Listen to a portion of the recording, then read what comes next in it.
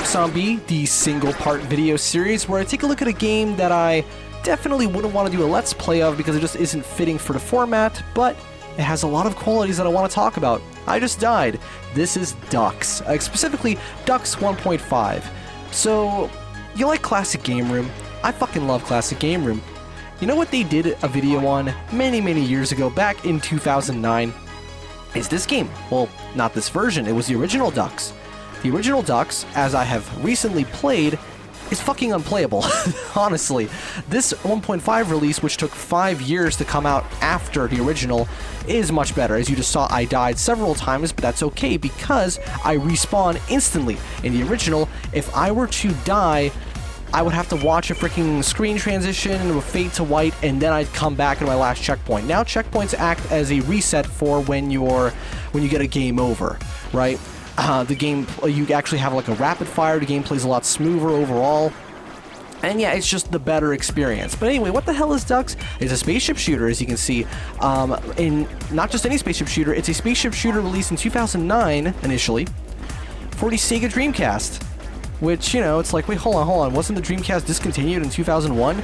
And it genuinely did continue to receive retail releases until, like, the mid-2000s. Believe it or not, like, it was a very popular console for dating sims, of all things. Some, not safe for work, as I've found out, but, still, it wasn't a completely dead console. It was just mostly dead when it came to the mainstream market. But regardless of that, it still had, and still has to this day, a very strong homebrew scene. And this game in particular really stuck out to me because of its art design, its incredible music as you're hearing in the background, and I don't know, it has like this R-type quality. I'm not a huge fan of spaceship shooters. You're not going to see a Let's Play. In fact, you probably aren't going to see any more Focus on Bs on spaceship shooters on this channel. Maybe a vertical one at some point, and then just call it a day, because I don't know, it's not a genre that I've felt very strongly about. Not that I think it's dated or anything. In fact, I think it's one of those really cool genres which matured very quickly, and so many games from it have aged well. Because you know how every single game genre has its own process of maturity, and it takes a different amount of time for it to get good, for it to become something that you can play more than 2 years later. Spaceship shooters pretty much matured in the Super Nintendo era, right? And this was 2 generations after that, like the Dreamcast. And even then, technically, 6 generations after that, because this was actually released in 2009, which would have been the 7th generation. So, actually, no, that'd be, well, if we're referencing the 4th generation, that would be 3 generations later, in the 7th gen. Because this is technically a 7th gen game, even though it was released for a 6th gen system, which in of itself was released in the 5th generation for the most part.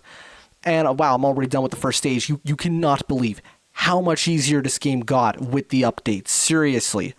Because I tried playing the original, and the problem with the original is there's no rapid fires. You know, so keep fucking tapping the button, and it's just the worst thing in the world. Now it's so much more playable. But anyway, what was I going on about? About how this game was released, you know, so late into the system's lifespan. And also, yeah, basically, I've always been fascinated by game genres like the spaceship shooter because it's so easy to go back to a lot of them, yet they are so inherently difficult. This is a genre that is all about memorizing patterns, enemy locations, and it's punishing. Now, this game isn't as punishing as your typical spaceship shooter, at least not anymore. Again, the original release was impossible. This, literally on my first attempt, after not having played this game for probably like a year or so, just checking it out because, you know, Mark did a video on it years ago, and I was like, oh, what's this game? But after not having played it for a very long time, I was able to get to stage 5, I think, which, if you know your spaceship shooters, that's kind of a big deal because, that's almost the whole game. This game only has 6 or 7 stages, and that's typical for spaceship shooters. They rely on their difficulty to create longevity. They're very short games, which always surprised me, actually, because, yes, they're difficult, so it takes you a while to get through them, but it's not like, for example, a big, expensive first-person shooter campaign, which has to be short, because otherwise they would never be able to make any money off the damn game, no matter how many copies they sold. This does not look like a very expensive game to make. The assets all look very good. The music sounds hi-fi as shit. Like, it sounds amazing. But I overall wouldn't... this game doesn't look like it took millions of dollars to produce, so why it has only 6 stages is it clearly is just a matter of tradition within the genre. How does this game work in particular? Well, it's simple. You just go forward and shoot, and as you can see, I'm picking up these power-ups, and this orb in front of me, which I can actually shoot in front of me, which I'm not going to do because it'll leave me vulnerable. As you can see, it can absorb enemies. Now, I really wish there was a little bit of feedback, like a sound effect, a little particle or something, because just running into stuff and having it disappear is so unsatisfying, you know? And sometimes you wonder whether or not it'll actually absorb the projectile properly or if you'll end up actually getting hit, because that is key to surviving in this game. As you can see, you get a lot of shit thrown at you. And I don't know if it's possible to beat this game without your shield. Really, maybe there's like shieldless speed runs. Well, okay, you can't really speed run a game that auto scrolls, but you know, runs of this game without using the shield. I'm sure it's possible, but fuck me, like, do you want to do it? Because there's so much stuff at once. And also, there's, at least this level has like this weird gravity gimmick where you're getting pulled up and down a lot for some reason, and obviously the waterfalls push you down. But still, so the fact that this game is so short is just inherent to the genre, it seems. It's not some kind of financial and or technological limitation, because clearly the Sega Dreamcast can hold a lot more space. I mean, this game is only about 400 megabytes, which is less than half of your typical Dreamcast disc size, so it's not that. Look at that. I'm getting pulled down. Oh, I see. Those crystals, they pull me down. They create gravity. Right. So what else do I like about this game after the update, now that it's more playable? Again, I really love the aesthetic. I love how soft everything feels. Most spaceship shooters will have a very, not edgy, but kind of hard metallic thing going on with a lot of their texture work, and they feel very distinctly futuristic. This doesn't necessarily feel futuristic, but it has like a softness to it. The colors are not quite as, they're easy on the eyes. The exact colors they chose for all of the enemies and for the, your spaceship. Everything is just very easy to look at. The music is very easy on the ears. It's a very it's an unconventional approach to the presentation of a spaceship shooter, because most of them are very in your face. I've played stuff like Musha, you know, and oh my god, fucking Musha. That game's soundtrack is awesome, and it's a really cool looking game. Also, I'm pretty sure I won while also dying, so that's fun when that happens. We're probably gonna get through almost the entire game, by the way. When it, like, in this series, in this series, no, it's not a series, it's a Focus on B. In fact, this might be one of the few games which could only work as a Focus on B because it's so short. Like, imagine Let's Playing this. There's a reason you don't see many commentary Let's Plays of these kind of games. You see plenty of videos of people showing off their no-hit runs and stuff, obviously, because holy shit, that requires some skill. But you don't see many commentaries on on spaceship shooters, because it's like you'll get to episode 2 and it's already over, assuming that they're playing well. Those things always fucking hit me. But yeah, see the colors here. Look at that nice silver, that nice orange. That is very pleasant to look at. It's not like your typical green background with like silver robotics and metallic stuff. Nothing looks like it's made of metal here. It looks like it's made of plastic, but in a good way. Not like a cheap plasticky, but a very nostalgic toy quality. This whole game has a very... it doesn't feel like it came out in 2009.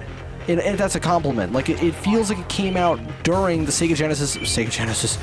Actually, it could have been on the Genesis, to be fair, because again, spaceship shooters matured very quickly, as I was getting at. But what I mean is... oh, that was EQ'd really weird. It sounded like it was coming from the other room. But what I mean is that this game doesn't feel like it came out in 2009. It feels like it came out in 1999. You know, it feels very in time for itself. And that's what's always amazed me about the Dreamcast homebrew scene in particular. There's so many other games for, you know, parts of homebrew scenes for other systems which will try and push to look as impressive as possible and do things that would normally be impossible on that hardware, at least with the knowledge that people had at the time. Because even, seriously, even on real hardware, you can do some incredible stuff nowadays on old systems thanks to what we know now about the way games are made. You know, I'm not talking about advancements in the hardware, but advancements in the way we can write software. You know, like, there wasn't just this one video talking about how you can, like, optimize Mario 64, like, way better and make it way more impressive. Yeah, stuff like that. And Portal on N64, the fact that that exists, it's absolutely crazy. But with Dreamcast games, I find that they stay a little more true to the actual than what would have been possible on Dreamcast. This game absolutely 100% could have come out in 1999 or year 2000. I mean, everything is pre-rendered, it's just 2D sprites. And that's not a bad thing. Not every game has to push the envelope. You know, I spent like a good 2 hours today trying to compile Doom 64 for Dreamcast, which has all these added graphical effects and stuff. It's actually based off of this ROM hack called Doom 64 Merciless Edition. And so if you want to play something similar but can't be fucked to try and compile it, then you can go ahead and just play that instead. Although, my god, it was a fucking process. I didn't even get it to work. I'm not gonna lie, I did not succeed in getting... I got an image file to happen, and I recognized it in the emulator, and well, game over. Oh, no, wait, I forgot. We have continues. And the emulator recognized it. I had to use Flycast. I'm currently using Redream, but I had to use Flycast because that's the only one that can, that runs that game. Because believe it or not, that particular, port is actually more heavily optimized for real hardware than an emulator, which is pretty surprising because there's a lot of ROM hacks out there that, or even just fan-made games like that, which are optimized more for the emulator than for the console. Like, for example, a lot of older Mario 64 ROM hacks, you can only play on an emulator with an older graphics plugin, like Project 64, but like with an older graphics plugin that doesn't emulate the N64 as accurately. Otherwise, it won't work, because it relies on those inaccuracies, right? Oh my god, this section is... I don't remember it being that hard. I think it's just because I'm commentating right now, and I'm trying to split my attention up 50... Oh, I guess not. That was actually quite simple. Fortunately, I just hope we have enough continues for me to, like, be able to keep playing through, because again, this is why I would never do a real-time commentary on a spaceship shooter. You know, maybe a post-commentary, but again, it's probably not going to happen. Here's one thing that kind of bothers me about this version of the game, though. I'm really disappointed he did this. He got rid of the graphical settings. Then you're probably wondering, what the fuck does that matter? It's a game that looks like it could have come out in 1999. Are you telling me your PC is that shitty that... No, it's not for performance reasons. Of course, this runs like butter. It's because of visibility. You see, in the original version of this game, they had 3 different options for the graphics, which were high, moderate, and perfect. It was not, it wasn't a matter of graphics settings, it was a matter of visibility. You see, because there's so much shit going on screen right now, that it's a little bit hard to tell sometimes what is crucial gameplay information and what is just a background detail. Now they've obviously toned this down for 1.5, they made it a little easier to figure out what is in the background, what's in the foreground, but in the original you could completely disable the backgrounds and make it pitch white. And not only did that actually look really cool with your spaceship in front of it, it created like this really nice contrast, but it also made the game way easier to play, and it is a little disappointing. Now granted, because of how much easier this game is overall, I mean, as you can see, even with commentary, I'm able to make it through the game, dying quite a lot, true, but still making it through. In fact, they've actually almost made it a little more punishing because you start out with fewer lives. See, initially you would start out with 6 lives, here you only start with 3, but you know, checkpoints work a little differently and you get continues, so it's not a very punishing game. It's difficult, but not too punishing. That's actually why it's, I don't know, I guess it's officially my favorite spaceship shooter, which isn't saying much because I haven't played many spaceship shooters, but still, I can't say I dislike this though, and I'm really glad they eventually got around to improving it. Now, later on, they did make this one called, this game called Redux, which is basically a remaster, remake, or something of this game, but from what I've seen, it actually takes a couple steps back, and it also, in my opinion, greatly downgrades the visual style. It includes all of these new renders for your ship and all of the other assets. They objectively are higher quality. They're the same resolution, I think, but they look nice, but there's something about the softness that was lost. The colors were more heavily saturated and everything looked a little more aggressive looking, and that's not a problem necessarily. I just feel like that it removes some of the charm that I felt was special about DUX in particular, which is why I was drawn to the game to begin with. Because let me tell you, if it weren't for the way it looked, I would not have even thought about trying its 1.5 version after playing the original, because as I said, the original is fucking impossible. And I'm glad I did though, because the 1.5 version, as you see, is very good, and I recommend you go give it a shot. I'm not sure, can you get it from the for fuck's sake, that was not cool. I don't know how the fuck you were supposed to avoid that, but I'm not sure if you can get it from the original developer's site. You should be able to, because it's not that old, and fucking game over again, but that's okay because you do get continues. So hopefully it's still being distributed in some way. Maybe they'll send you a physical copy, maybe they'll actually let you just, you know, pay for the game like you would on Steam, where they give you a download of the ISO. I'm pretty sure that's how it works. But either way, where were we at? I'm not sure because I got this a while ago. But anyway, yeah, it's just I really do enjoy games that are designed this way for a limited amount of time. I think that's the problem, because these started out on the arcades. You know, this is a very arcade-heavy genre, of course. And, oh my god, I'm fucking terrible at this. I think it's the screen shake that's throwing me off, and also the fact that I'm commentating, which means that I have to focus on a million things at once. But hey, let's not focus on B, but that's what we're doing right now. But either way, yeah, so that's pretty much my bottom line for the spaceship shooter genre, that I think it has a limited appeal for me personally, but I understand its replay value and why it is so heavily sought after for particular systems. Like the Sega Saturn, like, you're gonna have to spend hundreds, maybe thousands for some rare Sega Saturn spaceship shooters. You have no idea how fucking expensive those can get. And it's crazy. I would never see myself doing something like that, especially with the internet existing, herder, but let's not talk about that, because I'm not allowed to. But you all know what's going on. But still, it is, I don't know, but it's also a matter of just how quickly the genre matured. As I said, it's a little bit frustrating with certain game genres, how you, oh, I get one more try, cool, how even if you really love the games in that genre, because of it took so long for it to mature completely, you don't have as many years worth of content. So like the racing game, for example, I'm not gonna lie, as much as I love to educate myself on the racing game genre, I can only truly play games of that genre released by the very end of the 90s and from the 2000s and onwards. Nothing prior, pretty much. Everything else before that is just a fun little, hey, look what we were doing back then, novelty, right? Platformers, well, they didn't really exist before Mario Bros, but that's a different story.